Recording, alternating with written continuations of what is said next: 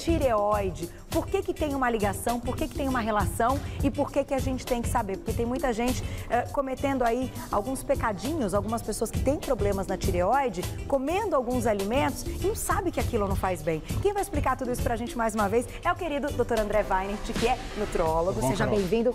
Tudo ótimo. Tudo você. Bem. Hoje estamos aqui em pé, que a gente nunca mostra, né? Tá sempre não, ali acho que eu fui sempre atrás tá do balcão. A elegância de Dr. Muito elegante. É, super elegante. Então, assim, estamos Obrigado. Explorando também esse lado dos nossos convidados. Brincadeira. A gente está aqui porque tem um vídeo muito legal, bem né, legal, doutor André? Bem legal. Pra gente introduzir, então, a tireoide, problemas da tireoide, como é que a gente vai falar aí dos alimentos, né? Primeiro que todo mundo tem tireoide. Todo mundo tem. Não existe eu não tenho tireoide, É né? muito comum chegar no consultório, o paciente falar, doutor, acho que eu tô com tireoide, né? Então, não, sim, está com a tireoide, a não ser que você tenha tirado cirurgicamente. Em alguma cirurgia, tá bom. Então, a tireoide todo mundo tem, né? O que acontece são algumas doenças, né? O hipotireoidismo, o hipertireoidismo, que ela funcione mais ou funcione menos por N motivos, que vão trazer uma série de outros desenrolares aí do nosso metabolismo que prejudicam até enquanto não tiver o tratamento correto, não tiver normalização da função da tireoide. Perfeito. E a alimentação contribui diretamente. Acho que é um ponto legal da gente falar, Carol, que a alimentação influencia diretamente. Toma cuidado que ela não trata.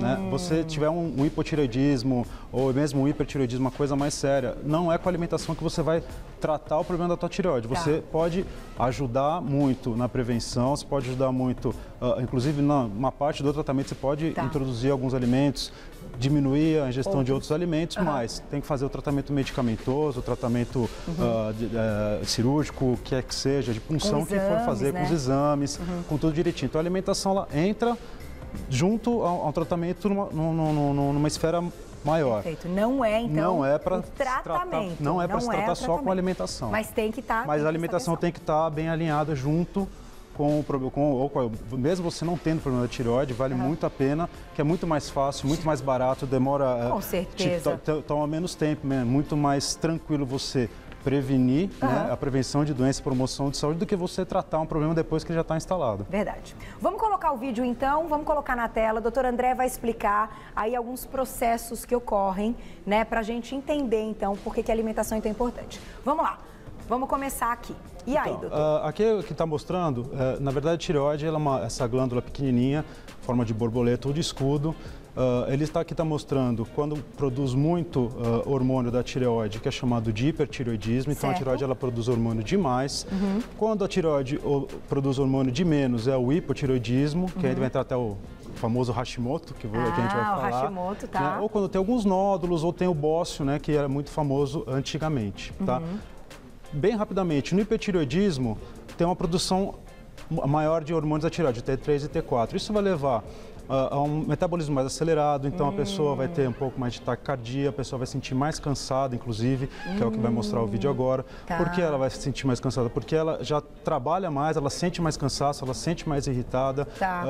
Então são esses problemas que vai acabar levando. Então a pessoa pode, inclusive, ter outros sintomas por conta desse processo de produção acelerada dos hormônios da tireoide, pode levar a essa gama. Então, sentindo o corpo mais, uma temperatura aumentada, uma respiração um pouco mais dificultada, a perda de massa muscular, mulheres têm problemas menstruais, perda de peso, que não seria saudável, aceleramento do coração, diarreia, irritabilidade, insônia. Tudo isso, então, pode caracterizar o hipertireoidismo. Ser caracterizado pelo hipertireoidismo. Tá, então quem notou aí, quem, enfim, se identificou com algum desses itens, claro que vale tem que procurar um médico para fazer exames, né? E a principal causa do hipertireoidismo, né, que não vamos entrar agora aqui no mérito, seria a doença de Graves, que até já foi bem... Isso, que o doutor Andressa explicou direitinho pra gente. Isso, que uma doença autoimune que alguns anticorpos vão atacar a tireoide e fazer com que ele produza mais hormônio do que ele tenha que produzir. Entendi. E um dos principais fatores que a gente vê é aqueles olhos, né, esbugalhados, que a gente chama.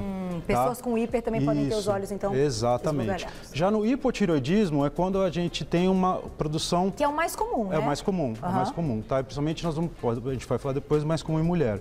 Então, a pessoa sente-se, diferentemente do hiper, vai sentir mais cansada, vai sentir mais frio, vai ter um aumento de peso, vai ter perda de cabelo, vai ter os sintomas de depressão. Inclusive, muitas pessoas são tratadas achando para a depressão, sendo que o problema é a tireoide. É a tireoide, não é a depressão. Entendi. Então acontece e é comum isso acontecer. Olha, que eu não sabia disso. E 80% das doenças do hipotireoidismo, né, 80% da causa do hipotireoidismo é o Hashimoto. E o que é o Hashimoto? Segura aqui então a nossa imagem, que agora o doutor vai explicar, então pode soltar, Mal, pode soltar que ele vai explicando. É mais ou menos assim, o Hashimoto também são anticorpos que vão atacar a nossa tireoide e vão fazer com que ela trabalhe menos. Tá. Então é uma causa de hipotireoidismo autoimune. Então, se quiser pausar agora, a gente pode segura aqui então. Então, o nosso organismo, por algum motivo, ele começa a produzir esses anticorpos. São substâncias que vão direto na nossa tireoide, que teoricamente trabalham normal, produzindo os hormônios T3 e T4. Né? Lembrando que todas as células do nosso corpo têm receptores para os hormônios da tireoide, sem exceção. Então, por isso que ela é tão importante. Entendi. Então, todas as células têm receptores para isso. E, por algum motivo, o nosso corpo ele começa a produzir alguns anticorpos que vão atacar essa tireoide, vão fazer com que ela pare de trabalhar. Então ela tem que ser muito estimulada e trabalhar menos, porque os anticorpos vão... Eles estão agindo. Eles vão agir, entre aspas, vão bloquear a ação da formação de hormônio pela tireoide. Isso que seria, então, no caso Esse que é a doença de Hashimoto. Essa que é a doença de Hashimoto. 80% do hipotireoidismo, das causas de hipotireoidismo, é por conta autoimune, que é chamada doença de Hashimoto. Não tem explicação. Quando a gente fala de autoimune, não tem muita explicação, né? O nosso organismo passa a produzir algo contra ele mesmo.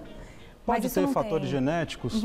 Provavelmente tem fatores genéticos, como qualquer coisa pode ter fatores genéticos. Na medicina, né? Não tem isso. Então, também não quer dizer que se não tiver ninguém na família que teve um hipotireoidismo ou doença de Hashimoto, você não vai ter. Você pode ter. Entendi. Claro, se você tiver na família alguém que já tenha tido, a chance é maior. Tá? Fatores socioambientais podem também influenciar? Podem influenciar também, né? Mas, de qualquer forma, são doenças assim, que a causa a produção de anticorpos por algum motivo, a cerne de algum momento da nossa vida, a gente começou a produzir esses anticorpos. De qualquer maneira, é claro que é uma área também, por isso que a gente já falou desse assunto, com a endócrina, a doutora Andressa. Então, é importante procurar o médico. A nossa ideia aqui foi apenas introduzir. Só mostrar. Tem que fazer os exames certinho, porque o médico é que vai dizer o tratamento. Mas essa especialidade da nutrologia fantástica pode nos ajudar do outro lado, né, gente? A alimentação, a gente sabe que tem alguns alimentos que naturalmente podem influenciar nessa produção hormonal. Existe isso, né? Inclusive, um dos alimentos que é o que ficou mais em voga, que a gente sempre fala, né, que eles vão falar bastante, vão falar do iodo, é o sal. É o sal. Porque antigamente a incidência de bócio, né, ou seja, de hipotireoidismo, que causava aquele bócio, aquele aumento da glândula tireoide, descobriu-se que era justamente porque não se tinha iodo na dieta. Porque o iodo, ele é responsável pela formação dos hormônios da tireoide. Então, as dietas eram muito pobres em iodo. Entendi. Então, acrescentou-se, e no Brasil, se eu não me engano, uma portaria de regulamentação, 1995, que terminou de regulamentar alguma coisa assim, se não estiver enganado, me corrijam depois. Mas colocar o iodo no sal justamente porque para conseguir ingerir esse iodo, tem alimentos que também são ricos em iodo, mas o sal de cozinha principalmente, justamente por conta da tireoide. Então por isso que o sal que a gente consome hoje é o sal iodado, justamente para esse controle da tireoide. É claro que a falta do iodo era horrível, péssima e foi introduzido. Em compensação, como o ser humano, né, a gente gosta de exagerar em tudo, tem se notado que, que inclusive a gestão de iodo, porque se consome muito sódio, muitos alimentos à base de sódio, tem se aumentado, que também pode causar um problema da tireoide. Então, a falta do iodo é ruim, mas o excesso de iodo também é ruim. Então, tem que se achar um meio termo. Né? E esse meio termo a gente foi se adequando, inclusive, se tirou um pouco da concentração de iodo do sal nas últimas décadas para tentar regularizar isso aí, porque começou a passar do ponto e ver que as pessoas estavam consumindo iodo demais. Olha só, mas, teoricamente, pelo hipotireoidismo, doença de Hashimoto, 80% das causas do hipotireoidismo é por conta autoimune. Existem fatores gestacionais, pós-parto, inclusive até virais, tem se estudado que alguns vírus podem também, transitórios podem. Olha só, então eu vou fazer o seguinte, eu vou dar um recado, na volta eu te encontro na cozinha, a gente vai falar de todos esses alimentos. Pra quem? Então, chegando perguntinhas, Má, vamos colocar a perguntinha então na tela. Vai mandando, gente, @vocêbonita ou @VocêBonitaTV pelo Insta. É super importante essa pauta, tem uns alimentos ali, tem algumas coisas, ingredientes, vocês vão olhar e falar, mas então isso e comer muito tá... segura. Volta. Olha, vamos pra cozinha então, porque agora o doutor André vai dar uma aula da alimentação. Já vamos começar com perguntinha? Vamos, que já tá bombando. É da onde? Do Twitter ou do Insta, Má? Diga lá. É do Twitter? É a Sônia? Não, mas a perguntinha é da onde? Twitter ou do Insta? Do Twitter? Sônia, na tela vamos ver então a perguntinha da Sônia. Um beijo pra você. Alá, que chique! Bom dia, amo vocês! Tirei a tireoide devido ao câncer, engordei já 5 quilos. O que devo comer ou fazer? Sônia, um beijo enorme pra você. Eu acho que a sua dúvida é a dúvida de muita gente, então já vamos começar com a grande dúvida.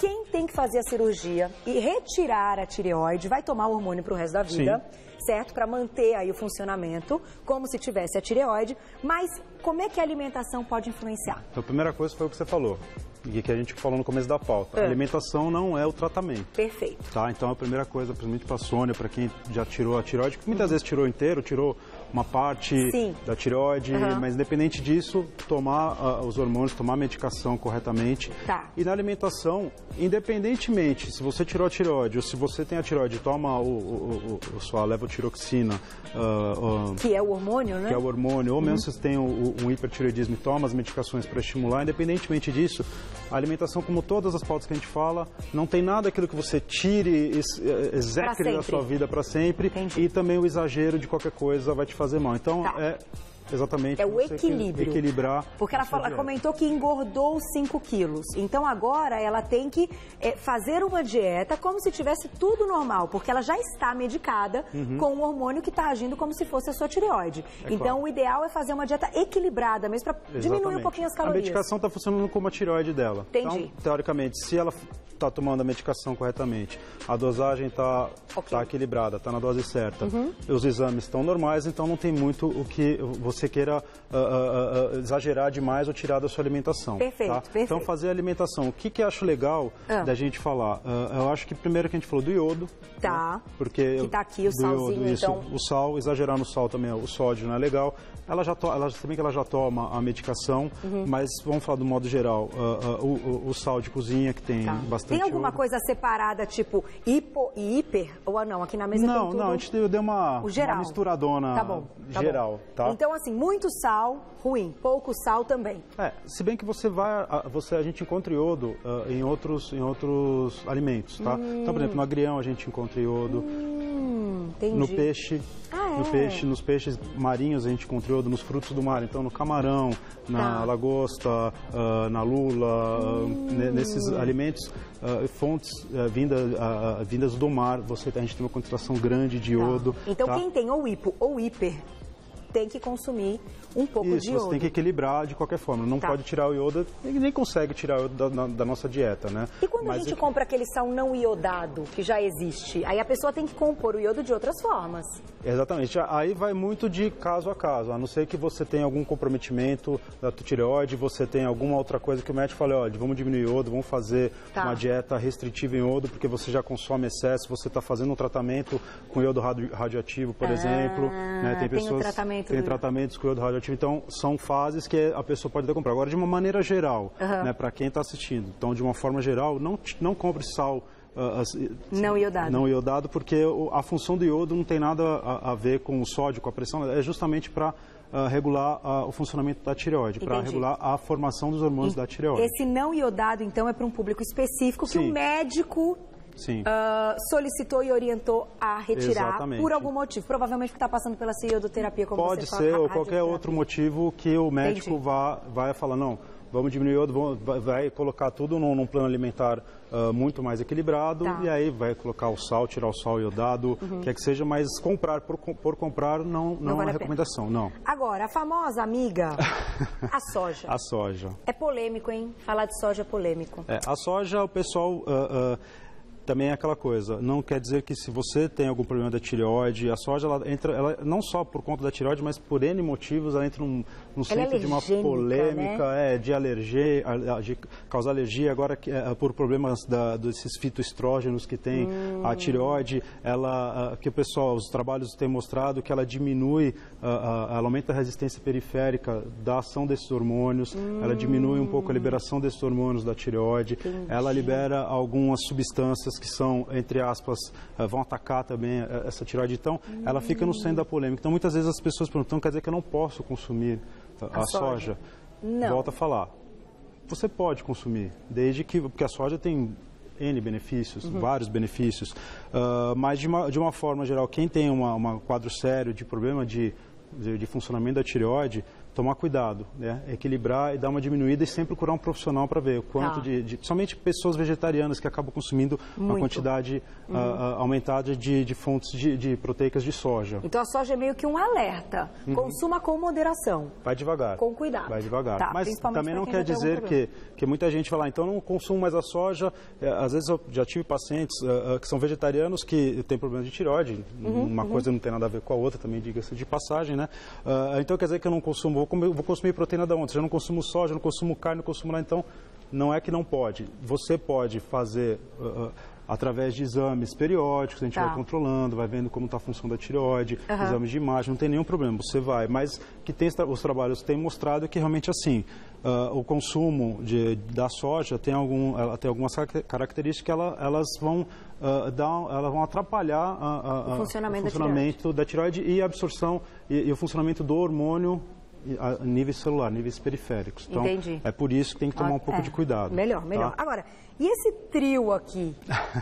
Iogurte, o que é isso? É balsâmico? Não, isso aí é um molho de soja. Ah, um molhinho de soja. A base de soja, aquele famoso, que a gente não fala a marca aqui, mas é aquele mesmo. Tem que ter cuidado porque ele também é de soja? Primeiro porque ele é de soja e segundo é que eu falo, né? É aquele equilíbrio dos nutrientes. Ele tem muito sal, tomar cuidado. Ele é a base de soja, mas ele tem bastante iodo também. E aí, o que você faz? Você consome, não consome? Então, por isso que eu falo, deixar de consumir ou consumir em excesso vai fazer mal. Entendi. Tá? Deixar para comida japonesa, que é o caso de hoje da nossa culinária. Então pronto. O dia que tiver ali uma refeição, uma culinária oriental, vale. Então, vale. Isso é você saber equilibrar. Então, a gente tem que entender que os alimentos, qualquer alimento que a gente fala aqui ou qualquer outra pauta, eles não têm um nutriente ou dois nutrientes. Ele tem uma gama de nutrientes. É claro que para algumas pessoas, algum nutriente pode atrapalhar num certo momento, mas ele tem outros benefícios. Então, o equilíbrio é o equilíbrio dos nutrientes. Tá? Então, se a gente, por exemplo, falar do brócolis, tem gente que fala que o brócolis também, os crucíferos, né? Tem algumas substâncias dentro desses crucíferos que atrapalham o funcionamento da tireoide. Então, consumir com excesso. Com moderação. O brócolis também? Também, tem algumas substâncias que podem atrapalhar, mas o brócolis, por exemplo, ele é rico em cálcio. Qual que é a função do cálcio? O que o cálcio está ligado em relação à tireoide? O cálcio, ele é uma substância que ele faz parte de maioria das enzimas. Tá. E as enzimas são substâncias que vão auxiliar algumas equações metabólicas, né? Tá. E ele está ligado, inclusive, na formação de hormônios da tireoide. Então, o cálcio, ele também, indiretamente, ele é importante você consumir para você ter um bom funcionamento da formação dos hormônios da tireoide. Entendi. Então, por um lado, em excesso atrapalha, por outro, se você deixar de comer, tem coisas... Então, não, eu já ouvi, me diga se é verdade, que ele para as mulheres é maravilhoso em relação ao câncer de mama. Ele protege, ele é ótimo. Mas você também pode, se você pegar principalmente na internet hoje, se você digitar brócolis, tireoide, você vai ver que tem algumas propriedades do brócolis que atrapalham também. Então, é isso que eu falo.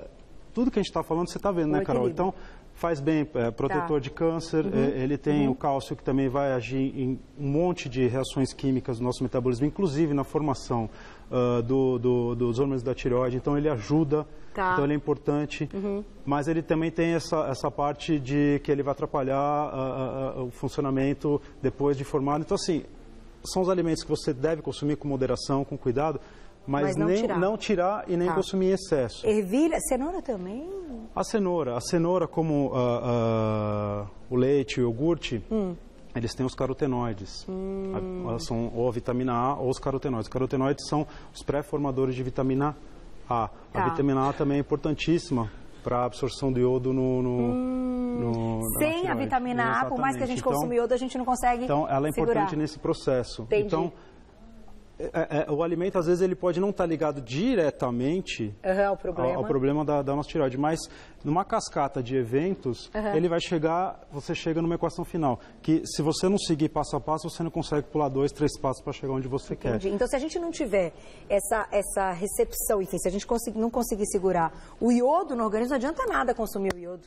Não, porque você pode ter o iodo, consumir um monte de iodo, você não ter o iodo, não ter o que fazer, ter o iodo circulante, mas não ter o iodo realmente efetivo, agindo, e ele não vai cumprir a função dele, que é a formação dos hormônios da tireoide. Então, você tem que oferecer para o organismo as ferramentas para com que ele trabalhe de uma forma equilibrada. Então, se você colocar, por exemplo, o iogurte, o leite, que tem cálcio, tem a vitamina A, cenoura. por exemplo, até mesmo a carne vermelha tem a parte da gordurinha, a gordura que ajuda a absorver. Se você for começar a pensar, a gordura animal ajuda a absorver a vitamina A, que vai ajudar, então você chega... Não, e tudo como você disse, que eu achei interessante, o equilíbrio, não o excesso. Exatamente, o equilíbrio. Vamos fazer mais uma perguntinha, porque o nosso tempo está acabando e tem uma pergunta ótima. E a gente vai fechar com o ovo. Por que o ovo está aqui? Porque o ovo está sempre aqui, gente. Agora o ovo está sempre nessa mesa, eu quero entender por que hoje ele está aqui. Vamos ver de quem que é a perguntinha, olha lá. Nataniela, um beijo pra você, obrigada pelo carinho. O hipertiroidismo tem cura ou tem que tomar remédio também a vida toda? Então, tanto no hipo quanto no hiper, sim? Depende. Depende? Depende. A maioria das vezes, principalmente no hipo, a maioria das vezes tem que tomar remédio para controlar. Para a vida inteira, não vai ter jeito, né? Mas tem alguns hipotireoidismos que são transitórios. Então, alguns fatores gestacionais ou virais ou ambientais que você tem esse fator transitório que você consegue até tirar a medicação do paciente. Quando é no momento. Então assim, tem que fazer o diagnóstico do hipotireoidismo, né, e tentar buscar a causa e o tratamento. A maioria das vezes, o hipertireoidismo, geralmente é um tratamento um pouco mais agressivo que a gente faz com as medicações, e depois que se controla, às vezes você consegue também tirar a medicação. Isso é muito individual. Entendi. Porque o hiper, como você falou, também é ligado ao autoimune, então... começa a produzir. Se em algum momento essa doença autoimune ela se estabiliza, você de repente consegue tirar. Mas se ela está agindo, está sem o controle, tem que estar medicado. É claro. Né? É mais ou menos isso. É isso aí. Mas vou fechar com o ovo então. Ai, doutora Andréa, ficaria aqui, ó, né, o dia todo. É muito bom, né, ouvir, adoro. Por que o ovo está aqui, doutora André Weinert? A gema do ovo, ela é riquíssima também em iodo, então ela ajuda bastante, tá? Então, o ovo, muita gente também tira o ovo por conta do colesterol. Só para a gente também fechar, que eu acho que é uma coisa muito legal da gente falar, que muita gente que tem hipotireoidismo tem colesterol alto.